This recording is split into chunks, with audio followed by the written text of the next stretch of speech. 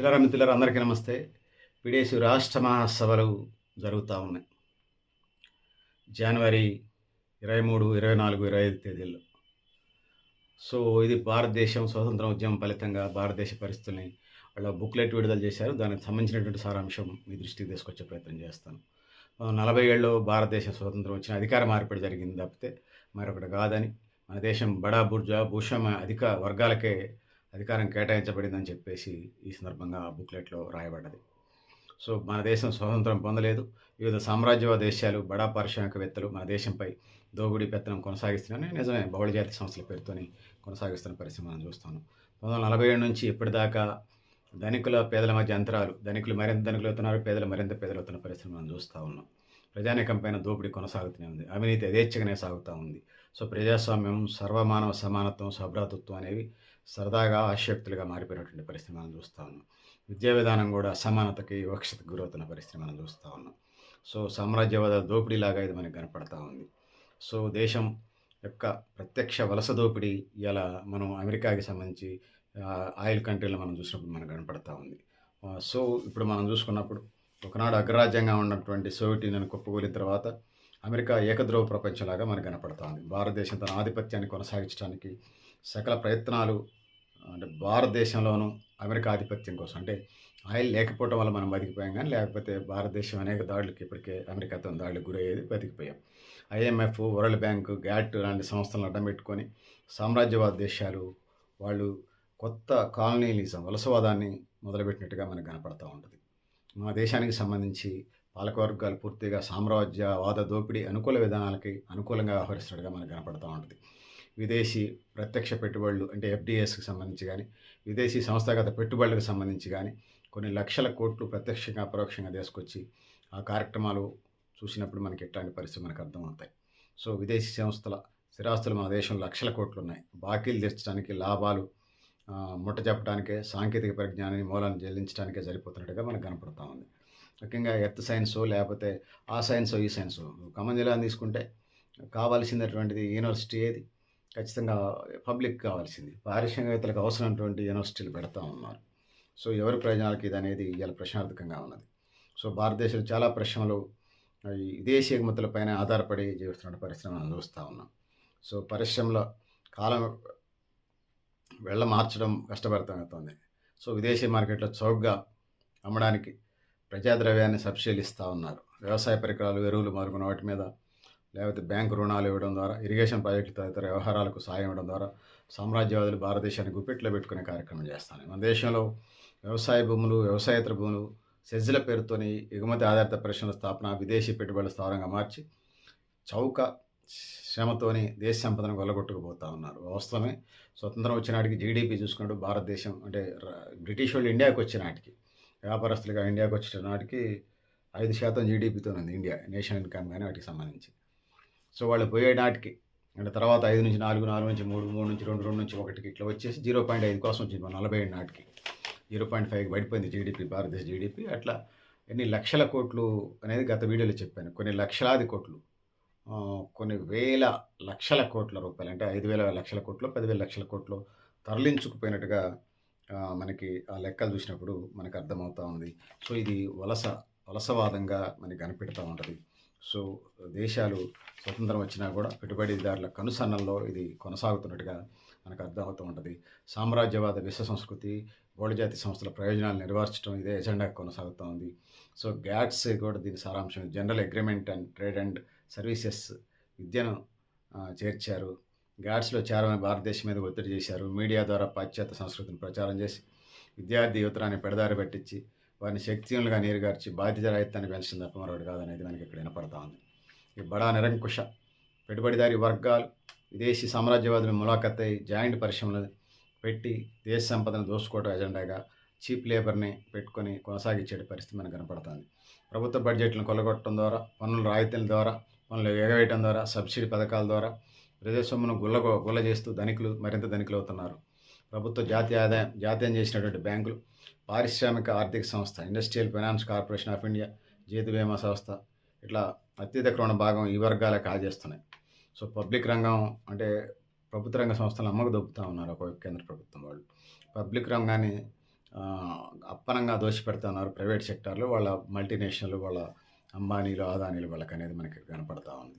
So, మొత్తం భారత్ జాతీయ ఆదాయంలో సగానికి సమానం అదానీ, అంబానీ బ్రదర్స్, టాటా, బిర్లా, లక్ష్మీ మిట్టల్, అజిత్ ప్రేమ్‌జీ, కుశాల్ పాల్ సింగ్, సునీల్ మిట్టల్, షాహి, రవి రుయా ఇలాంటి వాళ్ళకి తదితరులున్నారు ఈళ్ళలో. ఇక అదానీ, అంబానీ బ్రదర్స్ ఆస్తులు లక్షల కోట్లు పెరిగింది. దేశ సంపద మొత్తం కొద్దిమంది బడా బుర్జువాల కుటుంబాల చేతుల్లో కేంద్రీకృతమైనట్టుగా మనకు కనపడతా ఉంది. సో, కేవలం 10% మంది పెట్టుబడిదారుల చేతుల్లో సుమారుగా 60-70% సంపద కేంద్రీకృతమైనట్టుగా మనకు ఉన్నటువంటి సమాచారం ద్వారా తెలుస్తూ ఉంది. 40 ఏళ్ళలో వచ్చింది ఏదైతే ఉన్నదో అధికార మార్పిడి తప్ప మరొకటి ఏం జరిగినట్టుగా మనకు కనిపిస్తది. సంస్థానాలు రద్దు చేసి రాజభరణాలు ప్రవేశపెట్టి రాజులకు, జమీందారులకు వేల కోట్లు ముడుపులు చెల్లించి వాళ్ళని మరింత ధనవంతులు చేశారు లేటెస్ట్ కరెన్సీలో. సో, నెహ్రూ హయాంలోను, ఇందిరాగాంధీ హయాంలో భూగరిష్ట పరిమితి చట్టాలు తీసుకొచ్చినా అవి సరిగ్గా అమలు కాలేదనేది మనకు అర్థమవుతుంది. దరిద్ర నిర్మూలనకి 20 అంశాల పథకం అవి వరకట్నం చట్టం లాగానే మిగిలిపోయినాయి. సో, పేదరికం అశేష ప్రజానీకానికి భారతదేశానికి సంబంధించి సో, ఉన్నటువంటి 146 కోట్ల జనాభా ఉన్నది. భారతదేశంలో 60% మంది ప్రజలు దారిద్ర్య రేఖ దిగువన ఆకలి బాధలతో కొట్టుమిట్టాడుతున్నారు. కరువు, వరదలు, తుఫాన్లు ఫలితంగా వచ్చేటువంటి మరణాలు సహజ లక్షణంగా మారిపోయింది. ఎక్కువ మంది ప్రజలు కాకావికలమవుతూ ఉన్నారు. సో, లక్షలాది మంది ప్రజలు నివాస స్థలాలు కొరతగానే ఉన్నాయి. తెలంగాణ రాష్ట్రాన్ని చూసుకుంటే 80 లక్షల మంది దరఖాస్తు చేసుకుంటే 65 లక్షల మంది మాకు ఇల్లు లేదని ప్రభుత్వం తేల్చేసింది. 65 లక్షల మందికి ఇళ్ళు లేవని. ఆర్థిక పెరుగుదల రేటు పెరిగింది. సో, విదేశీ ఆధారిత పెరుగుదల పెరిగింది. ముఖ్యంగా సేవల రంగం ద్వారా వచ్చిన ఆదాయం డబ్బు రూపంలో ఆదాయం బాగా పెరిగినప్పటికీ ఫ్యాక్టరీ కార్మికుల నిజ వేతన ఆదాయం పెరిగిపోయినట్టుగా కనపడుతోంది. ఈ దేశంలో, ఈ రాష్ట్రంలో ధనికులు మరింత ధనికులు అవుతున్నారు. కార్మికులు, పేదలు మరింత పేదరికాలకు నెట్టివేయబడుతున్న పరిస్థితిని చూస్తూ ఉన్నాం. సో, ఇందులో ప్రధానంగా అవినీతి, కల్తీ, దొంగల నిల్వలు, బ్లాక్ మార్కెటింగ్ ఇందులో ప్రధానమైనటువంటి పరిస్థితిగా మనకు కనపడతా ఉంది. ఇట్లాంటి పరిస్థితులు ఉన్నాయనేది ఈ సందర్భంగా నేను తెలియజేస్తున్నాను. ఇంకా ఆ విధంగా చూసినప్పుడు ఈ దేశంలో మత తత్వశక్తులు పెద్ద ఎత్తున హడావుడి చేస్తున్నాయి. గిరిజనులు, దళిత లబ్ధిదాన్ని కోరుకునే వాళ్ళు కరువయ్యారు. సో, గృహదానాలు, లూటీలు, అత్యాచారాలు, హత్యలు ఇవన్నీ మనకు కనిపిస్తూ ఉన్నాయి. సో, అనేక గ్రామాలని మనం చూసినప్పుడు సో, తెలంగాణలో పాతపల్లి, ఆంధ్రాలోని కారంచేడు, చుండూరు, లక్ష్మీదేవపల్లి, కంచికచర్లలో, బీహార్లో బెల్చిలో, అర్వాల్లో, కేరళాంజీలో బలహీన వర్గాల మీద అగ్రవర్ణ భూస్వాములు దాడులు మనకి కనిపిస్తూ ఉంటాయి. మతరీత్యా, ప్రాంతీయరీత్యా మైనార్టీలుగా ఉన్న వారి మీద పరిస్థితి ఇంకా దారుణంగా ఉన్నది. ఇక గుజరాత్ మారణ హోమం, ముజఫర్ నగర్ మారణకాండ, బాబ్రీ మసీద్ కూల్చివేత, ఆర్టికల్ 370 రద్దు, సిఐఏ, ఎన్ఆర్సీ వీటి మీద ముస్లిం మైనారిటీని టార్గెట్ చేస్తూ మనకి పరిస్థితులు కనపడుతూ ఉంటాయి, దాడులు కనపడుతూ ఉంటాయి. ఆహార్యాలపై కూడా దాడులు జరుగుతున్నాయి. ఏ నేపం దొరికినా మత ఘర్షణలకు దాడి చేసే పరిస్థితి కనపడుతుంది. స్త్రీల పరిస్థితి అయితే ఇక చాలా దీనమైనటువంటి పరిస్థితి మనకు కనపడుతుంది. భారతీయ స్త్రీని ఈనాడు వేధింపులు, వరకట్నం, వ్యభిచారం, బాల్య వివాహాలు, ట్రాఫికింగ్ మహమ్మారిలాగా పీడిస్తున్న ఉద్యోగాలు జీతాలు ఇచ్చే విషయంలో కూడా మహిళల పట్ల వివక్షత కనిపిస్తుంది. సమాన పనికి సమాన వేతనం లేనే లేదు. ఉద్యోగం చేస్తున్న మహిళకి గృహకృత్యాల నిర్వహణకు భారాన్ని తగ్గించుకున్న సౌకర్యాలు లేవు. అంటే బట్టలు ఉతికేది వాషింగ్ మిషన్ కొనుక్కునే స్థాయి లేని పరిస్థితి కూడా మనకు కనపడతా ఉంది. స్త్రీల మీద అగత్యాలు పెరిగిపోతున్నాయి, నేరాల సంఖ్య పెరిగిపోతుంది. విద్యారంగానికి సంబంధించి స్పష్టంగా మనం 3% కాదు 30% నిధులు ఇవ్వమని చెప్తా ఉన్నాం. ఎన్ఈపీ పేరుతో 2020లో అమలు చేసేటువంటిది ముఖ్యంగా అది సైంటిఫిక్ నిలవనటువంటి విద్యా విధానాన్ని కేంద్ర ప్రభుత్వం ఎన్సీఆర్టీ సిలబస్లో పెడతా ఉంది. సో, ఇట్లాంటి పరిస్థితులు మనకు కనబడతాయి. ముఖ్యంగా ప్రభుత్వ విద్యారంగంలో కంటే ప్రైవేట్ విద్యారంగం వాళ్ళ సొత్తులాగా ఉంది. స్వతంత్రం వచ్చినటువంటి 30-40 ఏళ్ళు తప్పితే ముఖ్యంగా విద్యారంగాన్ని మొత్తం ప్రైవేట్ రంగానికి అప్పచెప్పే కథ నడుస్తూ ఉన్నది. సో, ఖాళీగా ఉన్న టీచర్ పోస్టులు, లెక్చరర్ పోస్టులు, విద్యాసంస్థలు ఉన్నటువంటి టీచింగ్, నాన్ టీచింగ్ పోస్టులు భర్తీ చేసే దిక్కే లేదు. డ్రింకింగ్ వాటర్ ఫెసిలిటీస్ ఉండవు. సో, ఇంగ్లీష్ మీడియం స్కూల్స్ 10వ తరగతి ఆయా ప్రభుత్వ రంగంలో పనిచేసే సంస్థల్లో విద్యా సంస్థలకు సంబంధించి వచ్చినప్పుడు మంచి రిజల్ట్స్ 10వ తరగతి కానీ ఇతర కాంపిటేటివ్ ఎగ్జామ్స్లో మంచి రిజల్ట్స్ కోసం ప్రయత్నం చేయాల్సిన అవసరం ఉంది. విద్యని కాశీకరణ చేసేటువంటి ప్రభుత్వం, కేంద్ర ప్రభుత్వం ఒకవైపు చేసుకుంటూ వస్తుంది. ఇందులో వాస్తు, జ్యోతిష్యం, అశాస్త్రీయమైన అంశాలు తేరుస్తున్న పరిస్థితి మనం చూస్తున్నాం. యూనివర్సిటీలో ఛాన్సలర్, వైస్ ఛాన్సలర్ పదవులకి ఛాన్సలర్ అంటే గవర్నర్ ఉంటాడు అనుకోండి, vice chancellor, professors, assistant professors, టీచింగ్కి సంబంధించిన నాన్ టీచింగ్ ఫ్యాకల్టీకి సంబంధించినటువంటి రిక్రూట్మెంట్, టీచింగ్, నాన్ టీచింగ్ స్టాఫ్ని రిక్రూట్మెంట్ దిక్కు లేదు. రిటైర్మెంట్లు తప్ప రిక్రూట్మెంట్లు. సో, విద్యారంగ అభివృద్ధికి సంబంధించి కేంద్ర ప్రభుత్వ బడ్జెట్లో 10%, రాష్ట్ర ప్రభుత్వం బడ్జెట్లో 35% కేటాయించాలని చెప్పేసి కొఠారి కమిషన్ చెప్పిన, కానీ అది 6% కూడా పెంచలేదు. సో, ఇది ప్రైవేటు విద్యాసంస్థలు రోజుకు పెరుగుతూ ఉన్నది. సో, జూనియర్ కాలేజీలు అయితే రాష్ట్రంలో ఉన్న అన్ని గవర్నమెంట్ హై స్కూల్లో 10th క్లాస్ పిల్లల పేరెంట్స్ నెంబర్లు పోతూ ఉన్నాయి. సో కపట నాటకాలు ఎక్కువైపోయినాయి హెడ్ మాస్టర్లు, టీచర్స్. గవర్నమెంట్ సొమ్ము దీన్ని తల్లిపాలు దాగి తల్లిరమ్మ గుద్దేవాళ్ళు ఎక్కువైపోయారు ప్రభుత్వ విద్యా సంస్థల్లో. లేకపోతే ఎట్లా పోతాయి వీళ్ళ నెంబర్లు. సో పాఠశాలల్లో ప్రతి 20 మంది విద్యార్థులకు ఒక టీచర్ ఉండాలి. ప్రతి మండలానికి ఒక ఎంఈఓ, జిల్లాకు ఒక డిఈఓ ఉండాలి. కానీ అనేక టీచర్ పోస్టులు, ఎంఈఓ పోస్టులు, డిఏ పోస్టులు ఖాళీగానే ఉన్నాయి. ఖాళీగా ఉన్నవన్నీ భర్తీ చేయాల్సిందే. టీచింగ్, నాన్ టీచింగ్ వాటికి సంబంధించి ఇప్పటికే చెప్పాం. Anganwadi, primary schools, upper primary స్కూల్స్ను అంగన్వాడీ టీచర్లు చదువులు చెప్పట్లేదు. వాళ్ళకి పేదరికలకు సంబంధించి అందుకోసం ఈ దేశం వెనకబట్టడానికి వన్ ఆఫ్ ద రీజన్స్లో అంగన్వాడీ సెంటర్లు కూడా పనిచేస్తూ ఉన్నాయి. సో ఇది పరిస్థితి. విద్య ప్రైవేటీకరణ, కార్పొరేటీకరణ జరుగుతూ ఉన్నది. డబ్బులున్న వాళ్ళే చదువుకోవటం, అది క్యాపిటేషన్ ఫీజు, డొనేషన్లు. మెడికల్ విద్య అయితే ఇక కష్టంగానే ఉంది. సో ప్రైవేటు భాగస్వామ్యాలతో విద్యా సంస్థలు, ఎయిడెడ్ కాలేజీలు, ఎయిడెడ్ విద్యా సంస్థల పరిస్థితులు కనపడతా ఉన్నాయి. సో ఎటుగురి డబ్బులున్న వాళ్ళకే ఇక్కడ అన్ని సౌకర్యాలు ఈ దేశంలో కనిపిస్తూ ఉన్నాయి, రాష్ట్రంలో కనిపిస్తూ ఉన్నాయి. సో వైద్య రంగం దీనికి అతీతంగా లేదు. ఈ రెండు ప్రజలు ఎంత దూరం విద్యా ఉద్యమం ఫ్రీగా ఏమని అడుగుతున్నారంటే ఈ రెండింటి కోసం 100కి 40 నుంచి 70% డబ్బులు ఖర్చు చేస్తున్న పరిస్థితిని మనం చూస్తాము. ఆకలితో, పేదరికంతో, సరైన వైద్య సదుపాయాలు లేక అనేక మంది అనేక అప్పుల పాలైనటువంటి పరిస్థితి మనం చూస్తున్నాం. 90% మంది ప్రజలు పీడితాడిత ప్రజలుగా మనకు కనపడతారు. దోపిడీ, దమనకాండలకు వ్యతిరేకంగా ప్రజా పోరాటాలు చేయాల్సిన అవసరం అయితే ఉన్నది. భూస్వామ్య దోపిడీకి వ్యతిరేకంగా రైతాంగం పోరాడాలి. సో రైతు కూలీలు పోరాడాలి. సో నిరుద్యోగానికి వ్యతిరేకంగా పోరాడే ప్రయత్నం చేయాలి. యువత కూడా స్వయోపాధి మార్గాల వైపు వెళ్ళాలి. బ్రిటిష్ పాలనకు వ్యతిరేకంగా సాగిన జాతీయోద్యమంలో, నిజానికి వ్యతిరేకంగా సాగిన తెలంగాణ సాయుధ పోరాటంలో విద్యార్థులు చాలా క్రియాశీలమైన పాత్ర పోషించారు. నక్సల్బరీ, శ్రీకాకుళం గిరిజన రైతాంగ పోరాటాలు విద్యార్థుల ఉత్తేజాన్ని నింపాయి. ఆంధ్రప్రదేశ్, బెంగాల్, బీహార్, అస్సాం వంటి అనేక రాష్ట్రాల సమస్యల పోరాటాలు చేయటం, నక్సల్బరీ, శ్రీకాకుళం సాయుధ పోరాటాలు, గోదావరి లోయ పోరాటాలు ముందుకొచ్చినాయి. ఈ విధంగా గ్రామాల్లో పాలక వర్గాలకు వ్యతిరేకంగా పోరాటాలు ఉధృతం కావడంతో కాళ్ళు కింద నేల కదిలిపోయినటువంటిగా పరిస్థితి కనపడ్డది. సో అంతా మావోయిస్టులు లేకపోతే ఎమ్మెల్యే పార్టీలు చేసినటువంటి పోరాటం ఏదైతే ఉందో, పేదలకు భూమి పంచితే కేసీఆర్ వచ్చి వాటిని అన్నింటినీ మళ్ళీ రైతు బంధు, రైతు భరోసా పేరుతో మళ్ళీ భూస్వాములు తీసుకొచ్చి పెట్టాడు. ఇది కథ నడుస్తుంది. సో వాళ్ళకే వేసాడు. ఎవరు పక్షం. సో ఇది పరిస్థితి. వేలాది మంది ఇట్లాంటి పరిస్థితులకు నెట్టివేయబడ్డారు. సో ఇట్లాంటి పరిస్థితులు దేశంలో కూడా ఉన్నాయి. నాగా, కుకీ, కాశ్మీర్ ప్రజా పోరాటాలను అతి క్రూరంగా అణచివేసినటువంటి కేంద్ర ప్రభుత్వ వైఖరులు, సిక్కిం లాంటి చిన్న దేశాలను కూడా ఆక్రమించుకునేటువంటి పరిస్థితిని చూసాం. జాతీయ దురంకారాన్ని రెచ్చగొట్టి దేశాలపై దేశాన్ని రెచ్చగొడుతూ అన్నింటికీ మించి ఇందిరాగాంధీ హయాంలో దేశంలో ఉన్నటువంటి నామాత ప్రజాస్వామ్య హక్కులను కూడా కాలరాచి ఫాసిస్ట్ పరిపాలన చేశారు. 1977కి సంబంధించిన అంశం అనుకుంటాను ఇది. సో దేశం మొత్తం అన్ని రకాల ప్రజలపై, ప్రతిపక్ష పార్టీల, పాలక వర్గాల పార్టీలపై కూడా నిర్బంధం వర్తింపజేసినటువంటి పరిస్థితి ఆ రోజుల్లో ఉంది. సో ఇట్లాంటి పరిస్థితులు అయితే ఉన్నాయనేది ఈ సందర్భంగా నేను తెలియజేసుకుంటున్నాను. సో దీనికి సంబంధించి ఇక ప్రాంతీయత సెంటిమెంట్లు ఉపయోగించి అధికారం చేయించుకున్నటువంటి పార్టీలు సో అవినీతి కూపాల్లో కూరుకుపోయినటువంటి పరిస్థితిని మనం చూస్తూ ఉన్నాం. బీజేపీ, ఆర్ఎస్ఎస్, సంఘ పరివార వాళ్ళు హిందూ మతం ఎజెండాగా కొనసాగుతూ భిన్న మతాలు, దేశాలు, జాతుల జీవనోధారాలు, ఆచార వ్యవహారాలు ఇట్లాంటి వాటిని కాదని ఒకే మతం, ఒకే చట్టం, ఒకే భాష, ఒకే జాతి అనేటువంటి ఒక ప్రత్యేక పరిస్థితులకు నెట్టివేస్తున్న మైనారిటీలని బిక్కుమనేలా చేస్తానే ప్రజాస్వామ్యవాదులు, జర్నలిస్టులు, మేధావులు, ఉద్యమకారులు వీటి మీద పనిచేయాల్సిన అవసరం అయితే ఉంది. ఇక ప్రతిపక్ష పార్టీల మీద ఎన్ఐఏ, సిబిఐ లాంటి సంస్థలని, ఈడీ సంస్థలను ఉసుగొల్పుతున్న పరిస్థితి మనకు కనపడుతుంది. ఫాసిస్ట్ విధానాలు అయితే మనకి స్పష్టంగా కనపడుతున్నాయి అనేది ఈ మహాసభ నుంచి మనకు తెలుస్తూ ఉన్నది. సో అందుకోసం పీడిఎస్యు ఆ వైపు అడుగులు వేయాలని చెప్పేసి, భుజం కలిపి ముందుకు సాగాలని చెప్పేసి భవిష్యత్ తరాల నాయకులుగా వీళ్ళని చూస్తున్నది సమాజం. సో విద్యార్థుల పోరాటాలే చాలా ప్రధానమైన విద్యార్థుల పాత్ర ఇటు తెలంగాణ ఉద్యమం, మలిదశ ఉద్యమంలో కానీ స్వతంత్ర ఉద్యమంలో చాలా కీలకంగా ఉన్నది. సో యూనివర్సిటీలు ఉన్న చాటునే ఈ దేశంలో ప్రజా పోరాటాలు జరిగినాయి. 1960 నుండి మన రాష్ట్రంలో సాగిన రైతాంగ విప్లవ పోరాటాల, విరుచిత పోరాటాల్లో కూడా ఈ పాత్ర చాలా బలమైందని మనం చెప్పవచ్చు. ఈ కృషిలో మదనాల దుష్యంత్, పోతనపల్లి అప్పారావు, దేవినేని మల్లికార్జున, బొత్తుల వెంకటేశ్వరరావు వంటి విద్యార్థి రత్నాలు తమ ప్రాణాలను కోల్పోయారు. సో ఆనాటి పీడిఎస్ ఎల్లప్పుడూ పోరాటాల మాదిరే ఈ పోరాటాల ముందే ఉంది. రాష్ట్రంలో పాకిస్తాన్ని వ్యతిరేకించి క్రియాశీలమైనటువంటి కార్యక్రమాలు చేసేటువంటి కార్యక్రమాన్ని కనపడతా ఉంది. సో ఇది పరిస్థితి. అయితే ఇది ఎట్లా ఉంటే పీడిఎస్యుకు సంబంధించి ప్రధానమైనటువంటి డిమాండ్లు కేజీ నుండి పీజీ దాకా ఉచిత నాణ్యమైన విద్యను అందించాలనేది పీడిఎస్యు డిమాండ్గా ఉన్నది.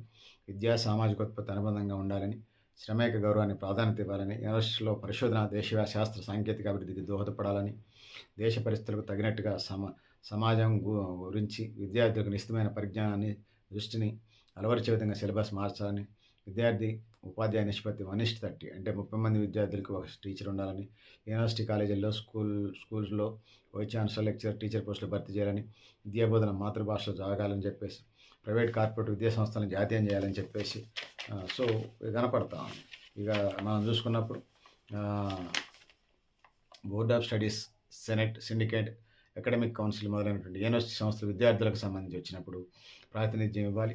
అన్ని విద్యా సంస్థల్లో విద్యార్థి సంఘం ఎన్నికలు నిర్వహించాలని చెప్పేసి, ఉచిత బస్సు పాస్లు ఇవ్వాలని చెప్పేసి ఈ డిమాండ్ కనపడుతుంది.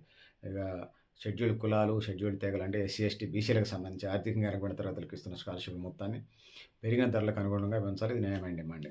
అన్ని స్కూళ్ళల్లో, కాలేజీల్లో, ఆటల్లో, ఇతర సాంస్కృతిక కార్యక్రమాలకు సంబంధించి అవసరమైనటువంటి సౌకర్యాలు మెరుగుపరచాలి. అదేవిధంగా అన్ని కాలేజీల్లో సరైన లైబ్రరీలు, ల్యాబొరేటరీలు ఏర్పాటు చేయాలి. వికలాంగులందరికీ ఉచిత విద్య, ఉద్యోగం గ్యారంటీ ఇవ్వాలి. సాధ్యమైతే కాదు చూడాలి. ఉచిత విద్య వచ్చు కానీ ఉద్యోగం చూడాలి. High schools residential, semi residential స్కూల్స్గా మార్చాలని డిమాండ్ కనపడతా ఉంది. ప్రభుత్వం అనుకుంటే పెద్ద కష్టమేం కాదు. విద్యార్థులకు అవసరమైన పుస్తకాలు, ఇతర విద్యా సామాగ్రి 22 కిట్స్ ఇస్తానంటున్నాడు. అందరికి ఇస్తే మంచిదే. ప్రభుత్వ రంగ విద్యా సంస్థలన్నిటికీ హాస్టల్ సంఖ్య పెంచాలి, వసతులు మెరుగుపరచాలి. విద్యా సంస్థల అవినీతి నిర్మూలించి వృధా ఖర్చులు ఆపేయాలి. అందరికీ ఉద్యోగ అవకాశాలు కల్పించాలి. ఇది పెద్ద డిమాండ్. సాధ్యమయ్యేద్దా కాదా ప్రభుత్వాలకు వదిలేద్దాం. కుల మతాలు, స్త్రీ పురుషుల భేదాలు వంటి వివక్షతలన్నీ పాఠ్యాంశాలను తొలగించాలి. విద్యారంగంపై సామ్రాజ్యవాదుల, భూస్వాముల, అవశేష పెట్టుబడిదారుల ప్రభావం బండేయద్దు. విద్యార్థులు నిర్వీర్యం చేసి సామ్రాజ్యవాద సంస్కృతిని ప్రచారం చేస్తున్న వివిధ రకాల టీవీ ఛానల్స్ను, సాహిత్యాన్ని నిషేధించాలి. కేంద్ర బడ్జెట్లో ప్రభుత్వం బడ్జెట్కి విద్య 10%, రాష్ట్ర బడ్జెట్లో 30% నిధులు కేటాయించాలని డిమాండ్ ఉంది. ఇక సాంఘిక ప్రాతిపదిన ఎస్సీ, ఎస్టీ, బీసీ వర్గాలకు రిజర్వేషన్ అమలు జరపాలి. ఎస్సీ, ఎస్టీ, బీసీలకు ఏబీసీలుగా వర్గీకరించాలి. ఇది ప్రధానమైన డిమాండే. సో అగ్రవర్ణ నిరుపేదలకు ఈడబ్ల్యూఎస్ రిజర్వేషన్స్ 10% రిజర్వేషన్ కల్పించాలని, మహిళలకు 50% రిజర్వేషన్ కల్పించాలని, 30% అమలు చేస్తే 69% చేస్తే అయిపోద్ది. బీసీలు ఏమన్నా అమలు చేస్తే సరిపోద్ది అనుకోండి. విద్యా సంస్థలకు కుల వివక్షతను అరికట్టాలి. ఇప్పుడు అయ్యేది కాదులేండి. ప్రైవేట్ కార్పొరేటివ్ రిజర్వేషన్లు అమలు పరచాలని చెప్పేసి డిమాండ్ కనపడతా ఉంది. ప్రగతిశీల ప్రజాస్వామ్య విద్యార్థి సంఘం విద్యార్థుల సమాజ సమస్యలు ముడిపడి ఉన్నాయి. ఏ విధంగా దోపిడీ, పీడన లేనటువంటి సోషలిస్ట్ వ్యవస్థ అనేది చెప్తా ఉన్నారు. చూడాలి. భారతదేశం కుల నిర్మిత మూలాలతో ఏర్పడదు కాబట్టి. సో పీడిఎస్సీ గుర్తిస్తున్నటువంటి ఒక విద్యార్థి సంఘం శాస్త్రీయ విద్యా విధానం కోసం, విద్యార్థుల కోసం పోరాడుతూ ఉంది. నూతన ప్రజాస్వామిక విప్లవాలకి, తద్వారా శాస్త్రీయ సోషలిస్ట్ సమాజ నిర్మాణానికి ప్రచారం చేస్తూ ఉంది. దాన్ని తమ వంతు పాత్ర నిర్వర్తిస్తుంది. భూమి కోసం, ముక్తి కోసం, విముక్తి కోసం సాగిన అన్ని రకాల దోపిడీ నిర్మూలన కోసం గ్రామీణ రైతాంగ పేద వర్గాలు సాగిస్తున్న అన్ని రకాల పోరాటాలను బలపరిచి వారితో కలిసి పనిచేస్తూ ఉంది. పెట్టుబడిదారులు, సామ్రాజ్యవాదులు చేస్తున్న నిరంకుశ పెట్టుబడికి వ్యతిరేకంగా కార్మికులు జరుపుతున్న పోరాటాలను బలపరిచి వారితో కలిసి పనిచేస్తుంది.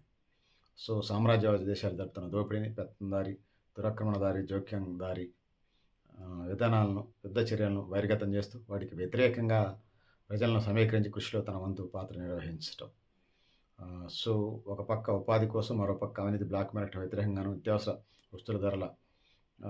వస్తువుల సక్రమ సరఫరా కోసం పోరాడుతున్న పీడిత వర్గాల బలపరిచిన వారితో కలిసి పనిచేయాలి. తమ న్యాయమైన డిమాండ్ల కోసం పోరాడుతున్న కార్మికులు, ప్రభుత్వ ఉద్యోగులు, లాయర్లు, డాక్టర్లు వాళ్ళని బలపరిచి వారితో కలిసి పనిచేయాలి. పౌర హక్కులు, ప్రజాస్వామిక హక్కుల రక్షణకు ముందుకు వస్తున్నట్టు పరిస్థితిని చూడాలి. అణచివేతకు ప్రభుత్వం సృష్టించిన చట్టాలను వ్యతిరేకిస్తూ ఉంది. కుల, మత, ప్రాంత, వర్గ, లింగ భేదాల ప్రాతిపదికన జరిగే అన్ని అన్యాయాలకు, పీడనకు వ్యతిరేకంగా పోరాడాలి. దోపిడీ, పీడనకు, సామ్రాజ్యవాదానికి వ్యతిరేకంగా జాతీయ విముక్తి సాధనకు ప్రపంచ ప్రజలు జరిపే అన్ని పోరాటాలకు, కమ్యూనిస్ట్ అంటే అంతర్జాతీయవాది కదా, జాతీయ దురహంకార, అతివాద, మితవాద, అవకాశవాద దౌర్జన్యాన్ని, వ్యక్తిగత హింసావాదాన్ని ప్రతిఘటించాలి. వారికి వ్యతిరేకంగా దృఢంగా పోరాడాలి. జాతిలో స్వయం నిర్ణయాధికారం కోసం జరిగే పోరాటాలను బలపరచాలి. ఇతర సంస్థల పట్ల అనుసరించే వైఖరికి సంబంధించి వచ్చినప్పుడు సో డెమోక్రటిక్గా ఉండేటువంటి వాటిని కలుపుకొని ముందుకు వెళ్ళాలని చెప్పేసి ఈ పీడిఎస్సీ భావిస్తున్నట్టుగా మనకి బుక్కును చదివినప్పుడు అర్థమవుతోంది.